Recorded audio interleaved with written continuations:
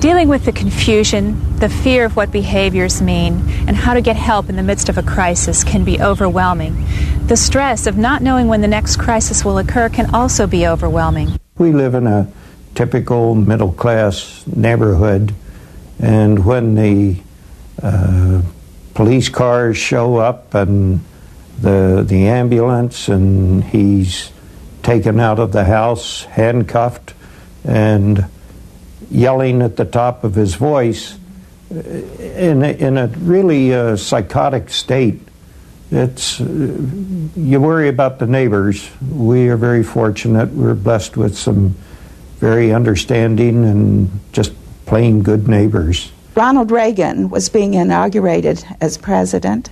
I had the TV on, the telephone rang, and it was just as he was ready to take the oath of office.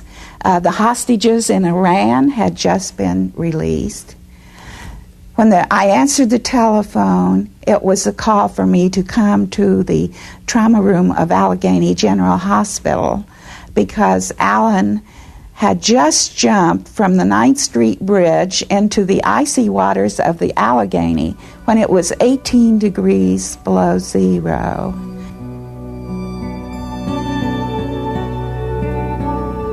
The ideal treatment involves a relationship between the patient, the family, and the health professionals. There was a time in the past when there were theories that had no real basis that blamed families. In some cases considered that families were instrumental in the cause of these illnesses, and if not actually causing it, that their behavior made them worse. And so there was a very judgmental view of families by professionals. I was involved in research and working with families who had a member who had schizophrenia, and developing psychosocial treatments, family treatments for helping the families and helping that person. I read an article in Time magazine, and they mentioned a group in California. So I wrote to them, and they sent me materials written from the family perspective. One of the things that we had done was to put together a support group of family members who began to meet on a regular basis and talk about their experiences. After hearing from this support group in California, I went to the nearest base service unit, and I spoke to a psychologist there about that need for support groups, and he apparently had been approached by another mother. So we put the two of us together in a meeting with him, and he said, how would it be if we would start a support group here? And we thought it was a wonderful idea. And this mother was the first mother I'd actually met before, so we stood outside after this meeting and talked for ages, just on and on and on, comparing notes. It was like a wonderfully freeing experience. As it happened, this person, some years later, became one of my best friends, Eleanor. Today, there's a very clear recognition by professionals that family members must be part of the team. Their efforts must be considered. Their views are often crucial. There's something that you share that you can't share with other people that haven't been through that situation. We can relate to each other, what happens in our household. We develop skills, coping skills, and we teach other families these particular skills. For the people I know who belong to the Alliance for the Mentally Ill, they all talk about what a relief it is. The first time they go to a meeting and they feel like they're among friends. People who they've never met before feel truly for the first time understand. They can talk freely. They can say things that may be embarrassing to say to the outside world, and everybody will nod their head because other people there have experienced it.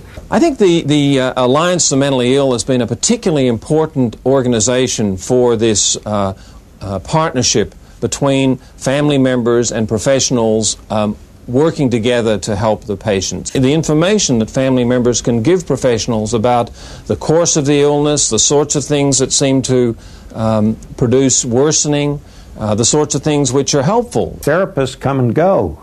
Doctors come and go. They go to a new job, new locale. The family many times will spot behaviors before 20 or 30 minutes with a therapist will reveal that behavior. Family involvement in the care of their family members with a mental illness has been increasing. In the not-too-distant past, individuals with a mental illness were often confined for long or even indefinite periods of time in a mental institution. In 1955, for example, there were approximately 500,000 people in state institutions across the United States. At that time, approximately 1 out of every 2 hospital beds was filled by a person with a mental illness. In the 50s, as specific treatments became available and the number of other factors led to the movement of the care of the seriously mentally ill from the institutions into the community, put these individuals back into the social networks where the family were likely to be able to retain contact and to be able to play a role in their care. In recent years, and over the coming few years, there have been some tremendous advances. And there are new medications, for example, clozapine for schizophrenia, some other medications for bipolar illness, new antidepressants that have been released that are much more effective, much more tolerable than the older medications. Because he hadn't gone out for 13 years, he hadn't eaten in public, he wouldn't go to a restaurant, he wouldn't go to any kind of public place.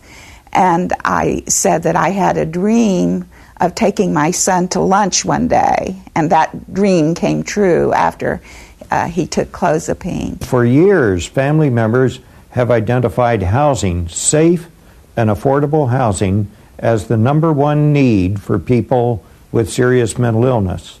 There is financial support available. There's Section 8 housing, HUD housing. There are facilities called CRRs, Community Residential Resource Facilities, that are like an apartment with several people living in them. There are also facilities that have more intensive care. There's food prepared and staffed to encourage them to take their medication on a regular basis.